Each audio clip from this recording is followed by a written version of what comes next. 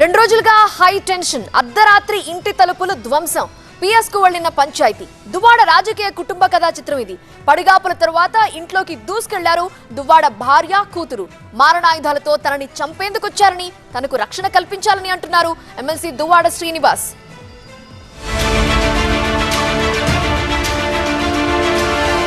దువ్వాడ శ్రీనివాస్ రాజకీయ కుటుంబ కథా చిత్రంలో ట్విస్ట్ల మీద ట్విస్టులు తెర మీదకొస్తున్నాయి. వైసీపీ ఎమ్మెల్సీ దువ్వాడ శ్రీనివాస్ కొంతకాలంగా భార్య పిల్లలకు దూరంగా ఉంటున్నారు. ఇదే వ్యవహారంపై 2 రోజులుగా హై డ్రామా నడుస్తోంది. రాత్రి టెక్కలలోని ఎమ్మెల్సీ దువ్వాడ నివాసం దగ్గర తీవ్ర ఉద్రిక్తత చోటు చేసుకుంది. దువ్వాడ శ్రీనివాస్ ఇంటికొచ్చిన భార్య వాణి, కూతురు హైందవి గేట్ తెరవకపోవడంతో తాళాలు పగలగొట్టి లోపలికి వెళ్లారు. ఈ సమయంలో దువ్వాడ వాణి కుమార్తెలతో ఎమ్మెల్సీ శ్రీనివాస్ తీవ్ర వాగ్వాదానికి దిగారు.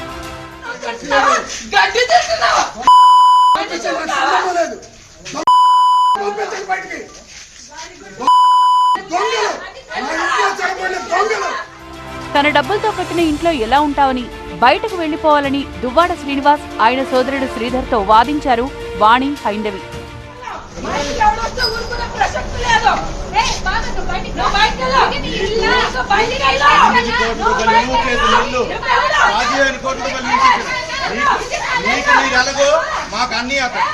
ఆ తర్వాత ఇంటి ముందు బైఠాయించారు దువ్వాడ వాణి, హైందవి. వీరికి సపోర్టుగా దువ్వాడ రాధ కూడా ఎమ్మెల్సీ ఇంటి దగ్గరకు వచ్చారు. భార్య కూతుర్లకు జరుగుతోన్న అన్యాయం చూసి కడుపు రగిలిపోతోందన్నారు ఆమె.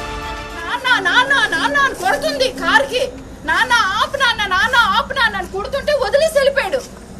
కడుపు రగిలిపోతుంది. మీకు ఎలా తెలుస్తుంది ఆ బాధ? ఎవరికి చెప్పాలి మేము ఆ బాధ? తన ఇంటి దగ్గర గొడవపై చివరకు పోలీస్ స్టేషన్ కు వెళ్లారు ఎమ్మెల్సీ దువ్వాడ శ్రీనివాస్. భార్య పిల్లలపై ఫిర్యాదు చేశారు దువ్వాడ. తనకు ప్రాణహాని ఉందని, అధికార పార్టీ సపోర్ట్ తో తనను చంపాలని చూస్తున్నారని ఆరోపించారు దువ్వాడ. మారణాయుధాలతో తన ఇంటిపైకి వచ్చారన్నారు దువ్వాడ. ఇయర్స్ బ్యాకే నన్ను ఇంట్లో చంపడానికి ప్రయత్నించారు. ఈ రాజకీయ ఆధిపత్య పోరులో నన్ను చంపడానికి ప్రయత్నించిన పరిస్థితుల్లోనే నేను ఇంటి నుంచి బయటపడాల్సి వచ్చింది. ఆ పరిస్థితుల్లో నేను రాయాల్సిన ఆస్తులను రాసేసినాను. రాసేగా ఇక్కడికి మళ్ళీ వచ్చి ఈ కొత్తగా ఏర్పాటు చేసుకుని నివాసం మీద కూడా వచ్చి ఇక్కడ ఉంటారంట. ఈ ఆస్తి కూడా రాసేయాలంట. ఈ అర్ధరాత్రి పూట వచ్చి రౌడీలతో, గూండాలతో వచ్చి ఆ రాఘవరావు అనేవాడు, వాడి వయసు 80 సంవత్సరాలు, వాళ్ళ నాన్న, రాధ, ఇంకొక అమ్మాయి వాళ్ళ చెల్లెలు, వీళ్ళందరూ వచ్చి నన్ను చంపడానికి, నా పైన హత్యా ప్రయత్నం చేయడానికి చాలామంది మనుషుల్ని పోగేసుకొని వచ్చి, అధికార పార్టీకి చెందిన మనుషుల్ని పోగేసుకొని వచ్చి, అధికార పార్టీకి సంబంధించినటువంటి సపోర్ట్తో ఈరోజు వచ్చి నా ఇంటి మీద దాడి చేశారు. అటు దువ్వాడ శ్రీనివాస్తో ఉంటోన్న మాధురి అనే మహిళపై కూడా తీవ్ర ఆరోపణలు చేశారు భార్య వాణి. దువ్వాడను ఆమె ట్రాప్ చేసిందని ఆరోపించారు. మరి ఈయనకి ఎలా ట్రాప్ చేసిందో నాకైతే తెలియదు. మనకెలా తెలుస్తుంది ఆ విషయాలు? గడప గడప కార్యక్రమం అనేది టెక్కల్లో జరుగుతుంది. మా క్యాడర్ అందరు నాకు కంప్లైంట్ ఇచ్చారు. మేడం గారు ఆవిడ క్యారెక్టర్లెస్ లేడీ, ఆవిడ చాలా వర్స్ట్గా బిహేవ్ చేస్తుంది, శ్రీని గారిని కూడా వేరేగా సంబోధిస్తుంది. మేము సార్, మీరు నా ఇంటికి వచ్చారు, నాతో ఉన్నారంటే మీకు వాతావరణం అంతా కొద్ది నీట్గా కనిపిస్తే కదా మీరు నాతో ఉండగలరు. అక్కడ క్యాడర్ కానీ పబ్లిక్ కానీ అసహించుకునే విధంగా ఆవిడ బిహేవ్ చేస్తుంటే క్యాడర్ నాకు అడిగారు, ఏమైతే అది జరిగిన నా ఇంట్లో ఆవిడ ఉండడానికి లేదు. మా లైఫ్లకి మేము ఎలా సార్ ఊరుకుంటాం? ఒక టెక్కల్లో ప్రతి ఒక్క వ్యక్తికి ఆవిడ క్యారెక్టర్ తెలిసిన వ్యక్తికి మేము ఎలాగా భరిస్తాము? వాణి ఆరోపణలపై స్పందించారు మాధురి.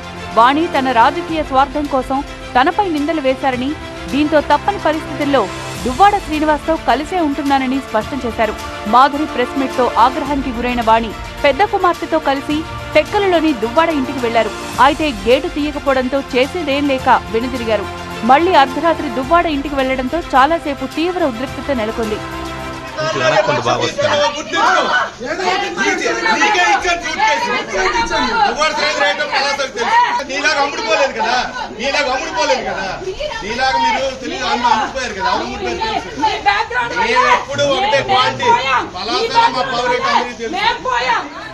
మరోవైపు ఈ వ్యవహారంపై మరోసారి స్పందించిన మాధురి తాను ఆత్మహత్య చేసుకుంటే అందుకు కారణం దువ్వాడ వాణి, ఆమె పిల్లలే అని తేల్చి చెప్పారు. వాణికి ఆమె పిల్లలకు ఏదైనా సమస్య ఉంటే దువ్వాడ శ్రీనివాస్తో మాట్లాడి తేల్చుకోవాలని, తనపై చెడుగా మాట్లాడడం సరికాదన్నారు.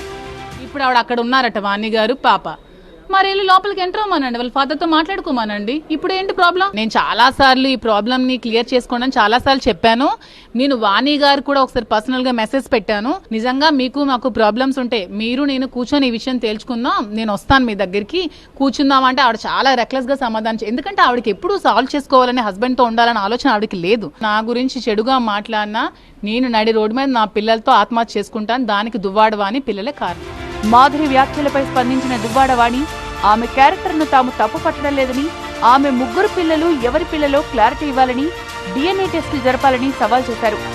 ముగ్గురు పిల్లలు ఉన్నారు కదా, ఆ ముగ్గురు పిల్లలు ఎవరెవరి పిల్లలు తన క్లారిటీ ఇవ్వమని చెప్పండి, DNA టెస్టులు కూడా చేయమని చెప్పండి.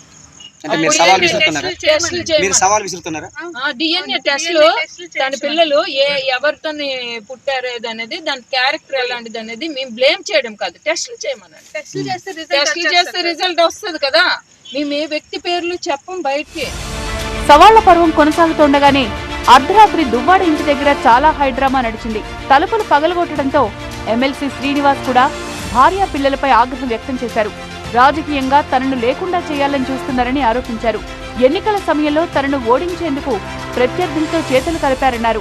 తన ఆస్తులపై భార్య కూతురుకు ఎలాంటి సంబంధం లేదన్నారు. 30 ఏళ్లుగా టార్చర్ అనుభవించి ఇప్పుడే సంతోషంగా ఉంటున్నానని, ఆ సంతోషం కూడా లేకుండా చేస్తున్న వీళ్లు భార్య పిల్లలు ఎలా అవుతారని ప్రశ్నించారు. నరకం చూపించింది 30 ఏళ్ళు నాకు. ఆ నరకం నుంచి ఇప్పుడే బయటపడి సంతోషంగా ఉన్నాను అనుకున్న టైంకి ఇటువంటి దాడులు చేస్తున్నారు. రౌడీ మూకలు నేసుకుని వచ్చి అధికార పార్టీ సహకారంతో చేస్తున్నారు. నేను చెప్తున్నాను, వీళ్ళకి సహకరిస్తున్నటువంటి అధికార పార్టీ కానీ, లేకపోతే కొంతమంది తెలుగుదేశం పార్టీకి చెందినటువంటి నాయకులు కార్యకర్తలు కానీ, నాకేది జరిగినా వాళ్లే బాధ్యులు. ఇంటి దగ్గర పడిగాపులు, మీడియా సమావేశాలు, అర్ధరాత్రి దాడులు. దువ్వాడ ఫ్యామిలీ కథా చిత్రం చివరకు ఏ మలుపు తీసుకుంటుందో చూడాలి.